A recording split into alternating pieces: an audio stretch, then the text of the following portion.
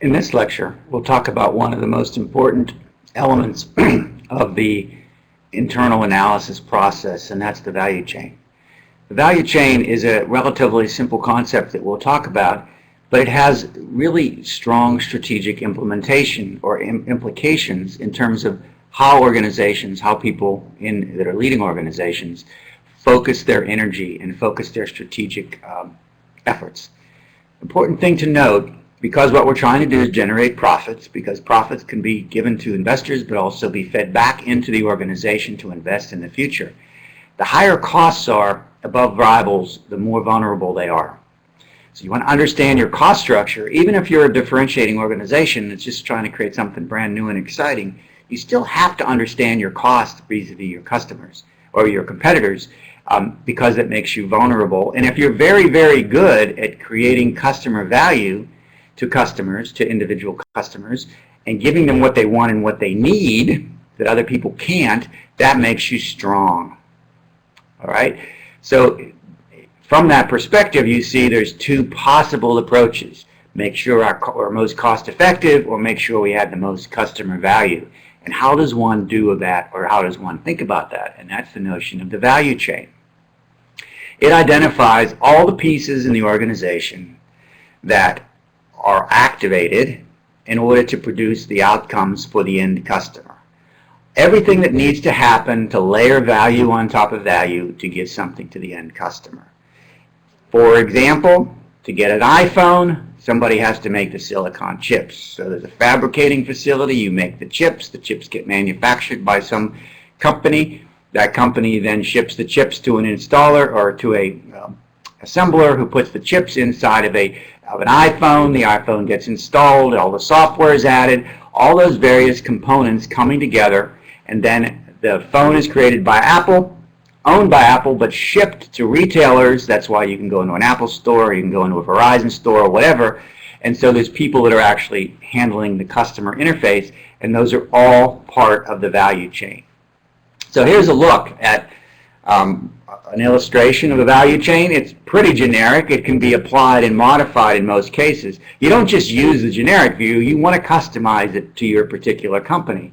But it shows you that the supply chain provides things, operations puts things together. You have to distribute the product through sales and marketing channels. You have to somehow get services incorporated into it, and then you generate all of that stuff, sell the product, and get profit margin.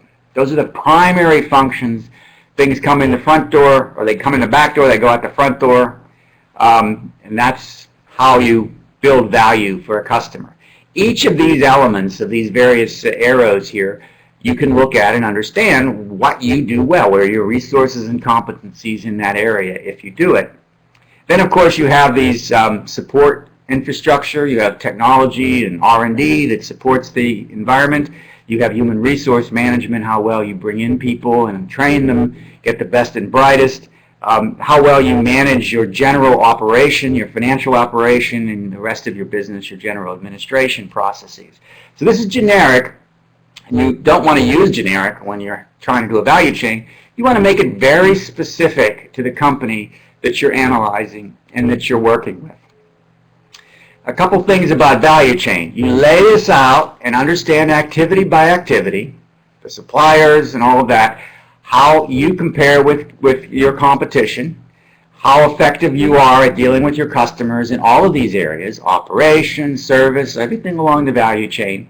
And then you start to figure out which ones you are on par with your customers, and it doesn't really matter. As long as you do it as effectively and as cost effectively as your competitors, you're okay. But which ones make you unique? What is your unique value generated? Is it from your operations?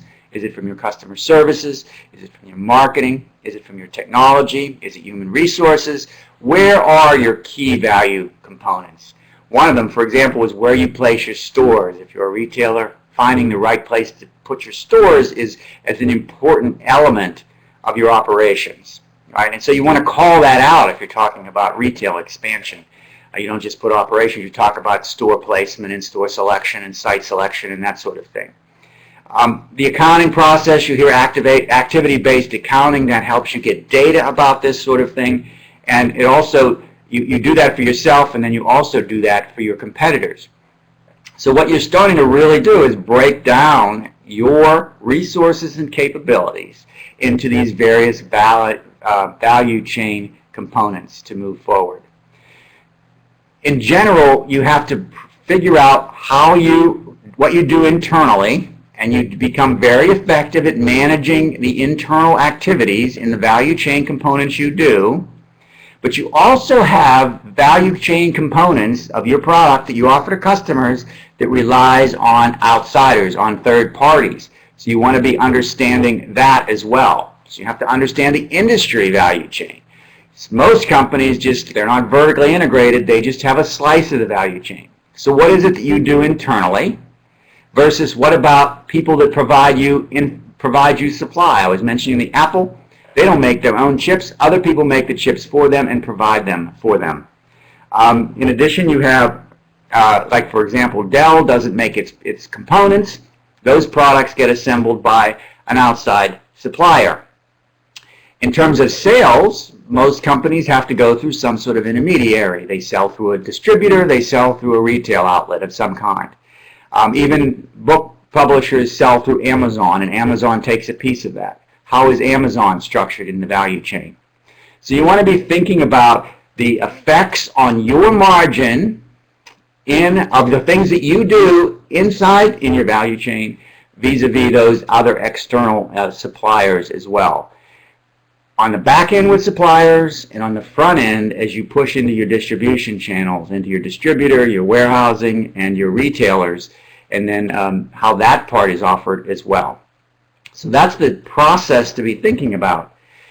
Value chain, you have to be, remember, cost effective, and or, you're always cost effective if you can, but and or being able to differentiate in some way so you could charge a higher price or sell into customers that no one else can, right? So you have to look at your suppliers, you have to leverage the relationships with them. You have an internal value chain, but in addition, you want to push to make sure that the retailers you have good placement on the shelves, that your prices, the amount of money that they take for their retail margin, you could work with them on that to improve those numbers. So you're working not only with what's inside of your own organization, but what's inside of your key industry players that are part of the overall value chain that goes from the basic raw materials to customer satisfaction on the other end. That's the sort of thing you look at. Here's an example. If you look at this, you can see that this particular product manufacturer, KP McLean, makes these polo shirts. You can see that they have all of these materials. It's called a bill of goods. You can understand the bill of goods. They all add up to the total cost of the product, including the human factors, the labor costs of assembling and putting the shirts together. And then they go through the value chain, and then there's a sale at the retail price, $155 in this particular case.